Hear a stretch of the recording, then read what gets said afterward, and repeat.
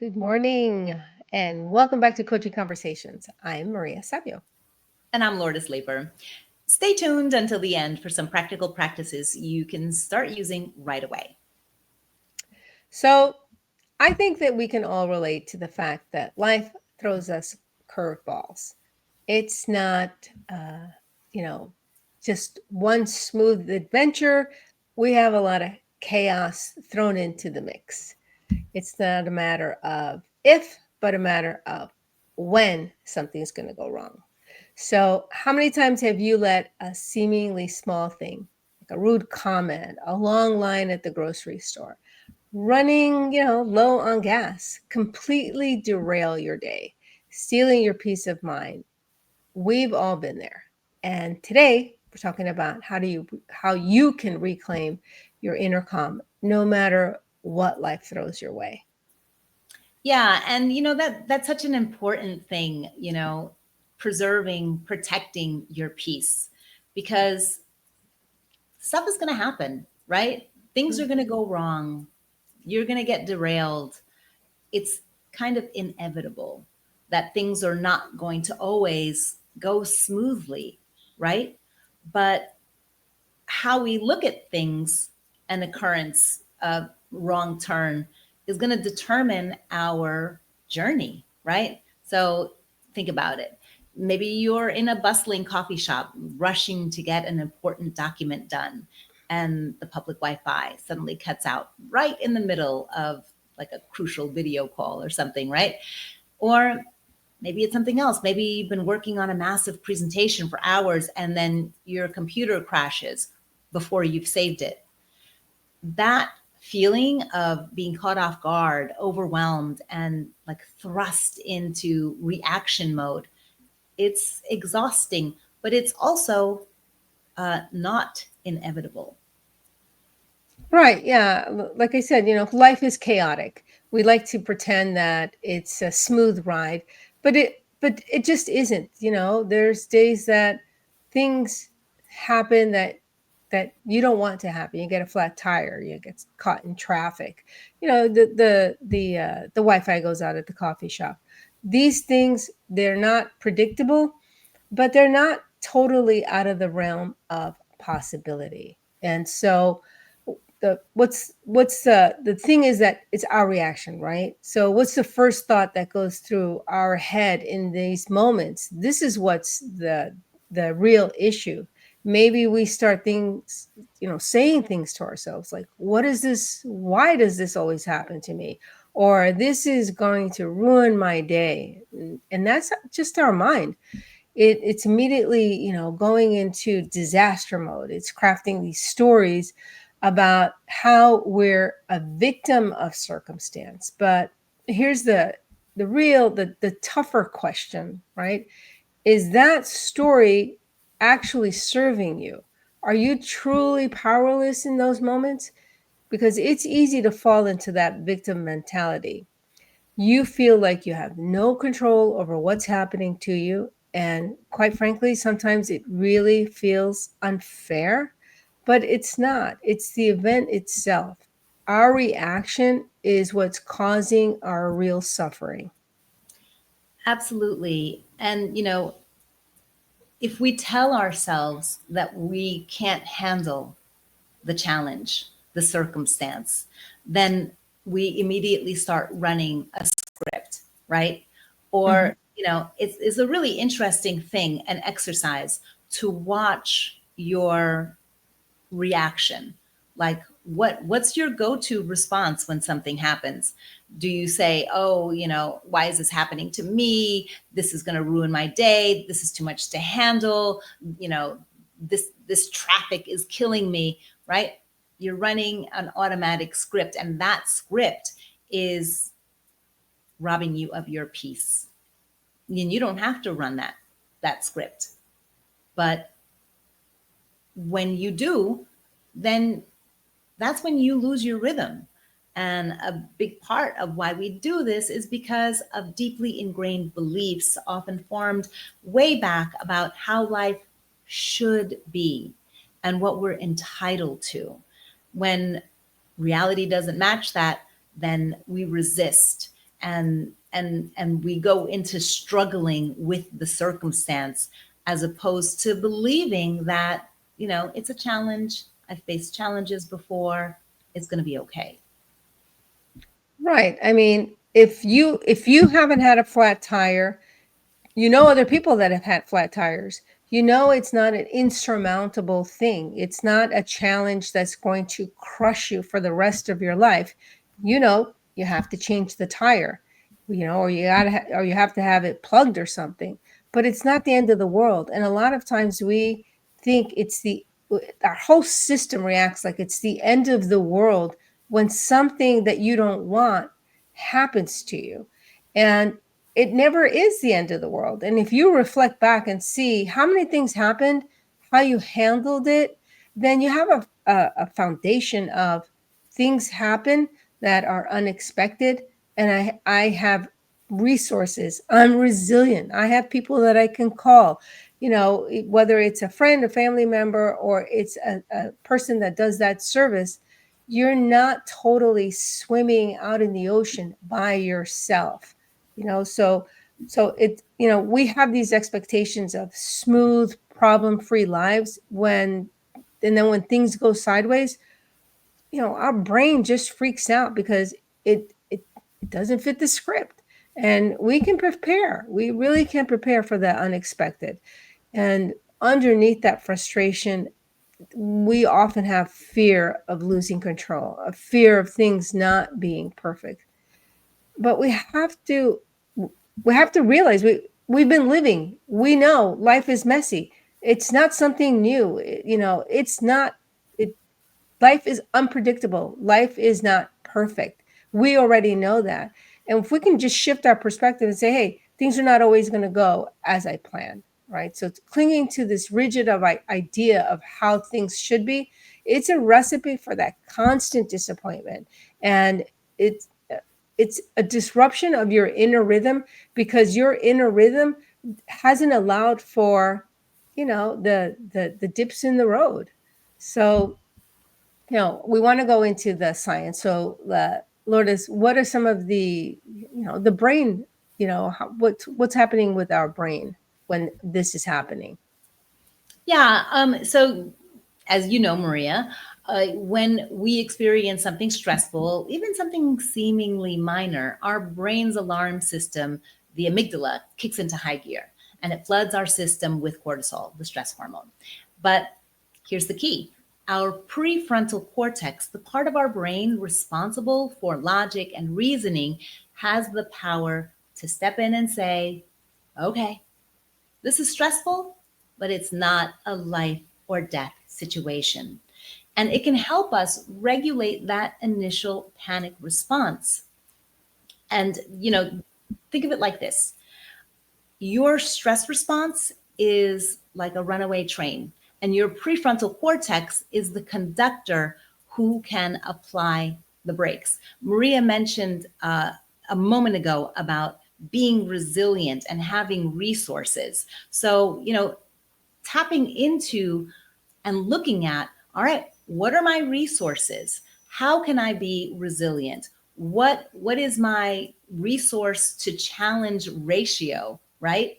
So that you bring awareness to the fact that A, you do have resources, and B, you have the capacity for resilience, but you may need to bring more resources online. Exactly. I mean, that's exactly the point. The more we practice applying those breaks, or knowing that we need to apply breaks sometimes, the stronger that connection becomes. And that's the neuroplasticity in action. Our brains literally rewire themselves or itself to be more resilient. So it's actually about engaging that conductor in your brain and regaining control of the runaway train. Absolutely. So let's talk about it. How do we become better conductors of our own minds? Here's the gentle challenge. The next time you feel that pressure of circumstances disrupting your peace, try to create a little space between the event and your reaction. Take a deep breath. Take a few. Ask yourself, what's the story I'm telling myself right now? And more importantly, is that story serving me? Is it helping me? Or is it actually hurting me? Right. And then consciously choose to reframe that story. And that's what we're talking about, reframing. And if you already have in the back of your mind that life can be chaotic, can things that are unexpected can happen, like we said, the neuroplasticity, you'll start to pivot faster. So the Wi-Fi dropped. Okay, it's frustrating, but you can find a hotspot or go somewhere else. That file's corrupted. It's a setback for sure. I think we've all had it. And then what we've all learned is, oh, I better have a backup. And then from then on, you always create a backup. And unfortunately, you have to start again. It's a fresh start, right?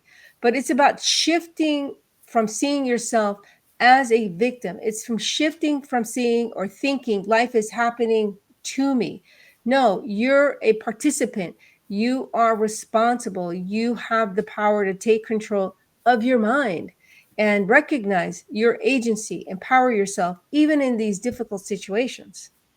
Yeah, absolutely. And, in the scenario that you just shared, Maria, where your document got corrupted, you're going to pivot. You're going to learn the lesson. You're going to be like, all right, I don't want to be in this situation again, so I'm going to run a backup.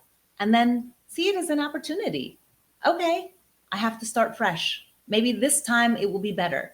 Maybe this time I'll add, you're not starting from zero because you've already done the work. It's about seeing the challenge as an opportunity. It's an opportunity for growth. It's an opportunity to, learn more about yourself and the resources that you have available to you. But if you spin off into victim mode, you're not going to get there. You're not going to get there. So it's about focusing on the situation, the challenge as an opportunity for growth. That this is not happening to me, it's happening for me. It's an opportunity, right? And I mean, the real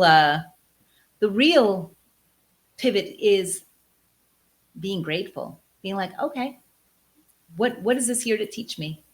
What am I going to learn from this? How am I going to grow from this? I was recently working with a client who was really thrown a curveball, and she has a lot of unexpected work in front of her because of a circumstance that she got herself into, right? And she's looking at the whole big picture, and it's just overwhelming, all of what she's going to have to do now. But it's like everyone has washed a dish before, right? And so if you have one dish to wash, you think, all right, no problem. 4, 5, still no big deal, right? I can handle that.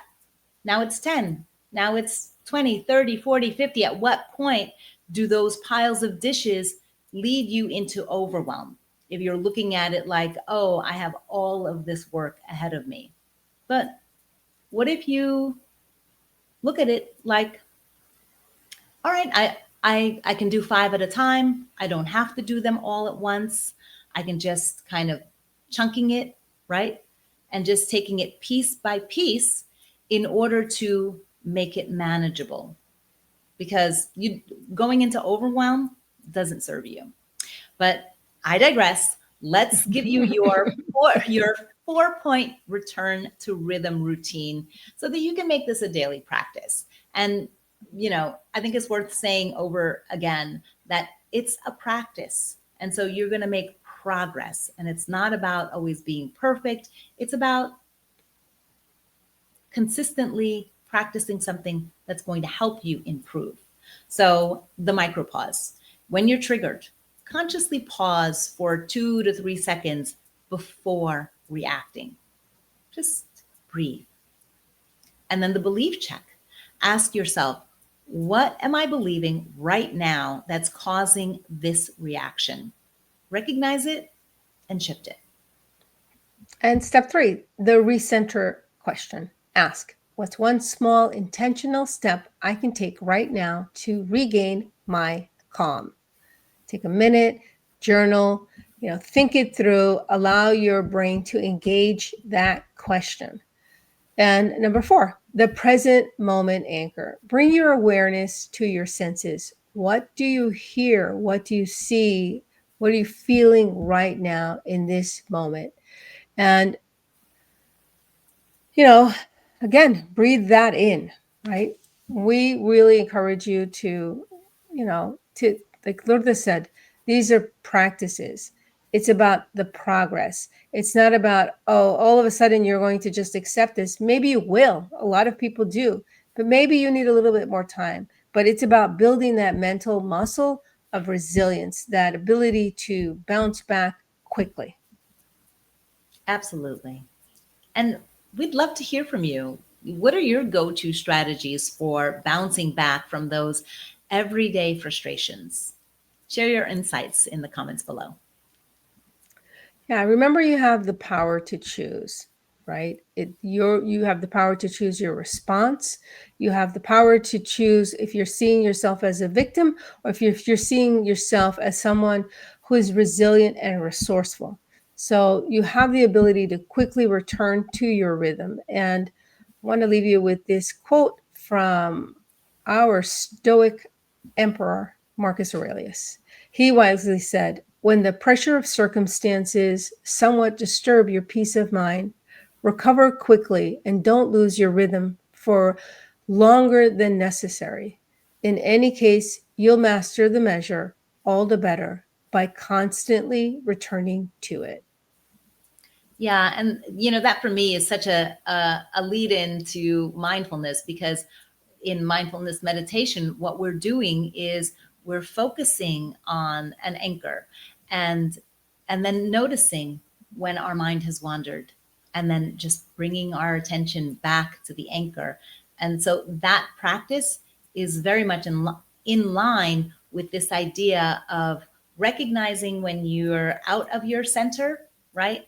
And coming back to it as, as quickly as possible. Because Mm-hmm. who wants to be, an untethered mess? Nobody. No one, not a one person. Thank you so much for being here. We are walking this path right alongside you. Take care of your heart, take care of your mind, take care of yourself. And if you found this helpful, support our work by liking, following, sharing, and subscribing. We'll see you next time. See you next time.